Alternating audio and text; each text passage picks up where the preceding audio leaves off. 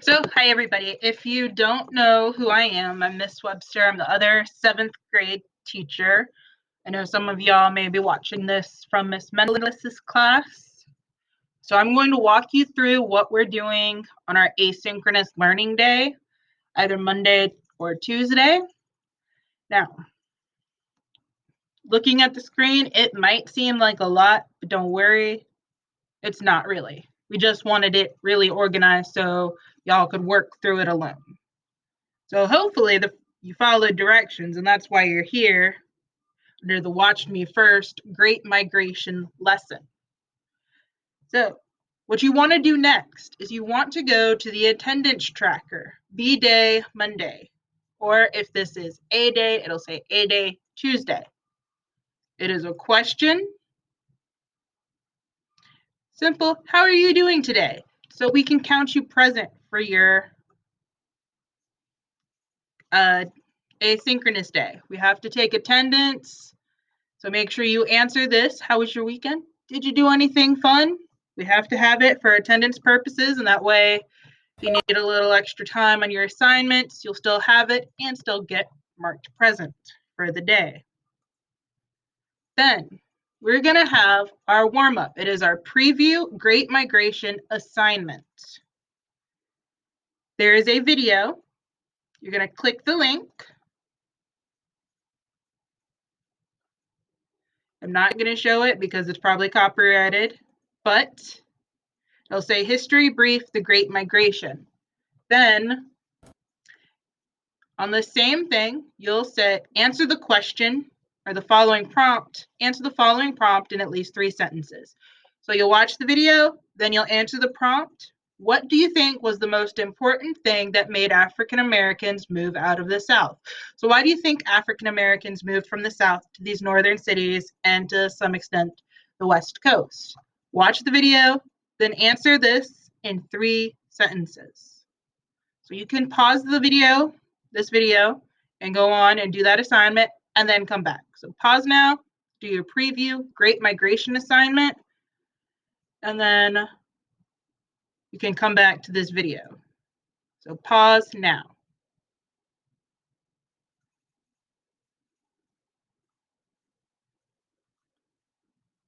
Okay, so hopefully you were able to get your preview assignment done. Now we are going to talk about the Great Migration today. I'm going to walk you through the slideshow, and then we'll do the infographic together, okay?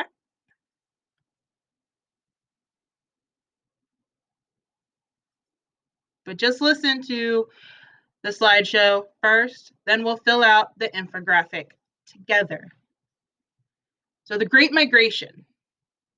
Here we have a family clearly on the move. You can see some suitcases. They're all dressed in their coats like they're going somewhere. So the Great Migration. In 1910, 3 out of every 4 Black Americans lived on farms, and 9 out of 10 lived in the South. During the Great War, also known as World War I, northern factories saw a labor shortage as men enlisted and were drafted to the Army.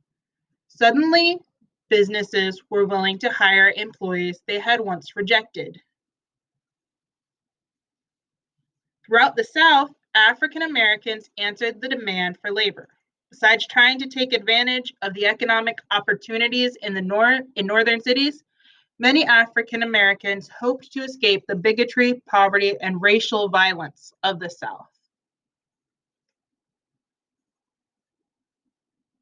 So, Great Migration. The Great Migration. Between 1910 and 1930, about 2 million African Americans left the South to settle northern cities.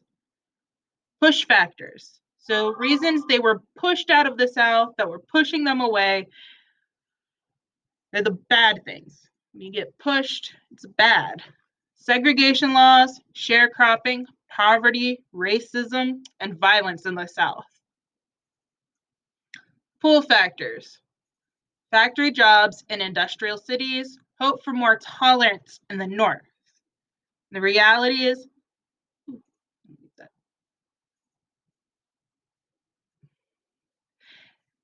so economic opportunities in the steel mill, automobile, meat mining, and weapons industries increased for Black Americans because of World War I. Between 1910 and 1930, nearly 2 million Southern Blacks moved to Northern City. This era is referred to as the Great Migration. The Great Migration. So, again, between 1910 and 1930, about 2 million African Americans left the South to settle northern cities. Segregation laws, sharecropping, poverty, racism, and violence in the South made them leave. Reasons they went to the North were because of factory jobs in industrial cities, and they hoped for more tolerance in the North. But the reality is, a more secret racism existed in the North. Race riots took place, and they weren't welcome in white neighborhoods. So even though northern states didn't have Jim Crow laws that were found in the South, African Americans still found discrimination and segregation when they migrated to northern cities. This era saw a series of race riots as tensions between white and Black Americans increased. The worst of the race riots was in Chicago in 1919. Some Blacks later wrote that they had only traded the open racism of the rural South for a more secret racism of northern cities. Due to the struggle to find welcoming neighborhoods in many northern cities, African Americans created cities within cities during the 1920s. The largest was Harlem in New York City's Upper Manhattan. In 1905, this had been an all-white neighborhood.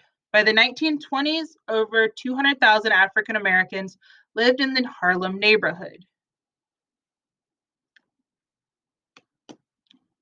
With so many Black Americans migrating to New York City and settling in Harlem, the neighborhood became the center of the Harlem Renaissance. This was a period of creativity among African American writers, artists, and musicians in the 1920s and 30s. The artists of the Harlem Renaissance explored what it meant to be Black in America, reflecting roots from Africa and the history of slavery and longing for equality. So the Harlem Renaissance was home to over 200,000 African Americans in New York City. It was the largest all-Black neighborhood. It became the unofficial capital of Black America and the center of an arts and cultural explosion for African Americans. One of them was Aaron Douglas.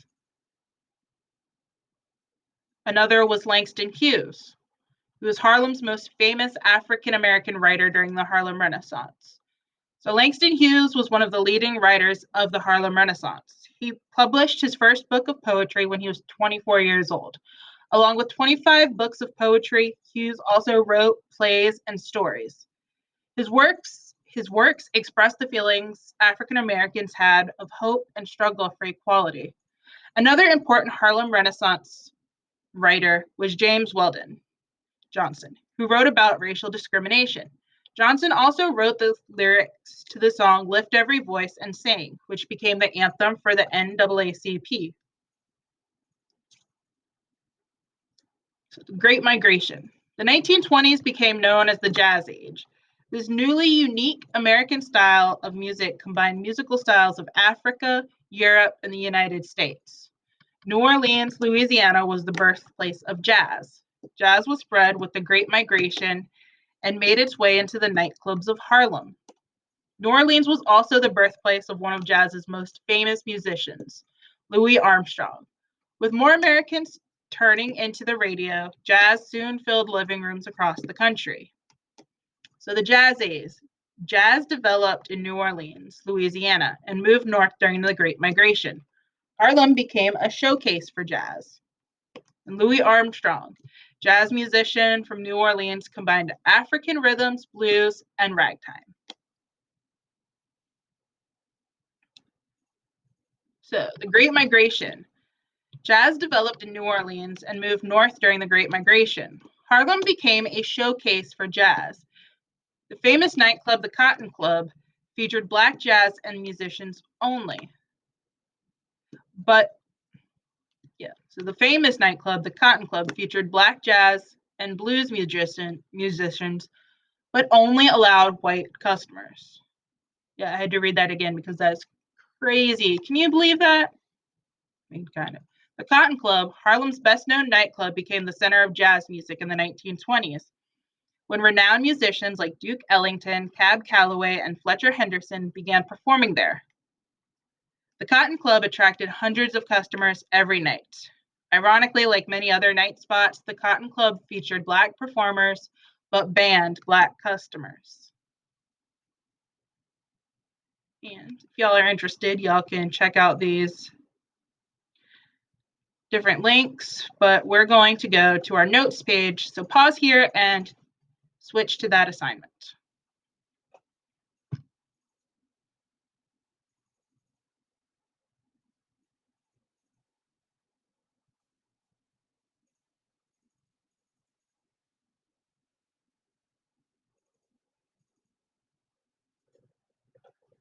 Okay, so your assignment, it says Great Migration Assignment. You're gonna open it up. It's gonna be a slideshow. You're gonna fill it out. You can use the slideshow here, but I'm also going to show the answer key. So you guys can write down the important information.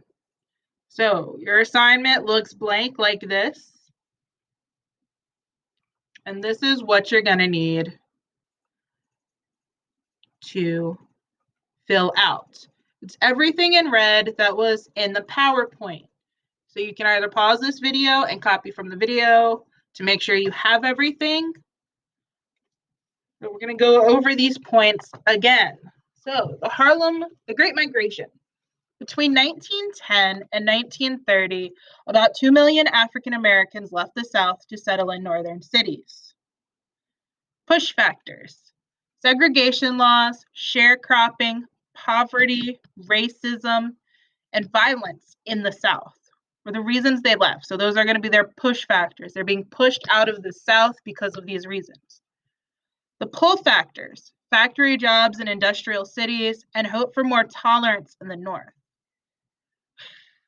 The reality: a more secret racism existed in the North. Race riots took place, and the African Americans weren't welcome in white neighborhoods. The Harlem Renaissance, home to over 200,000 African Americans, Harlem in New York City was the largest all-Black neighborhood. It became the unofficial capital of Black America and a center of an arts and cultural explosion for African Americans. Langston Hughes, Harlem's most famous African American writer during the Harlem Renaissance. And we have the Jazz Age. Jazz developed in New Orleans, Louisiana, and moved north during the Great Migration. Harlem became a showcase for jazz. The famous nightclub, the Cotton Club, featured black jazz and blues musicians, but only allowed white customers. And Louis Armstrong was the most famous of these jazz musicians. He was from New Orleans and combined African rhythms with blues and ragtime. Again, you can pause the video here if you want to finish copying this, but make sure you get it copied and you submit.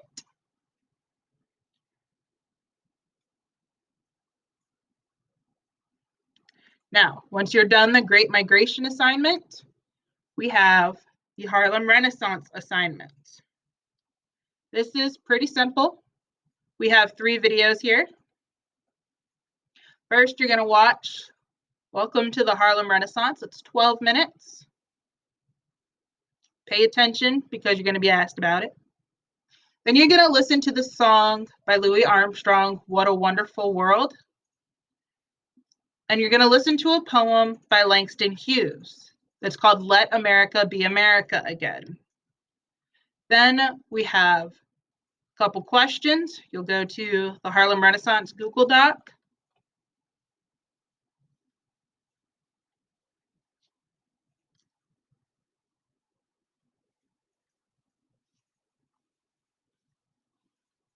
Question 1. What are 3 things you learned about the Harlem Renaissance? So you're going to reference this first video. Question 2. What emotions did you feel while listening to What a Wonderful World? Was it a happy song or a sad song? So question 2 goes for Louis Armstrong. Question 3, what emotions did you feel while listening to Let America Be America Again? Was it a happy or sad poem? So question 3 goes with Let America Be America Again. And question 4, how do the words and lyrics of each compare? Do they have a different feeling or theme? So question 4, you're comparing What a Wonderful World and Let America Be America Again, and comparing what they say, different, what's the message of the world that they live in, etc. And then you're going to submit this. And then finally, if you have any questions, you can post it here for either me or Ms. Mendelis, and we will try to answer them, as we will be checking in on y'all, not through Zoom, but in Google Classroom. And then on Wednesday, you will also find an attendance tracker, and there may be another video, but definitely check back here Wednesday. Y'all have a good day.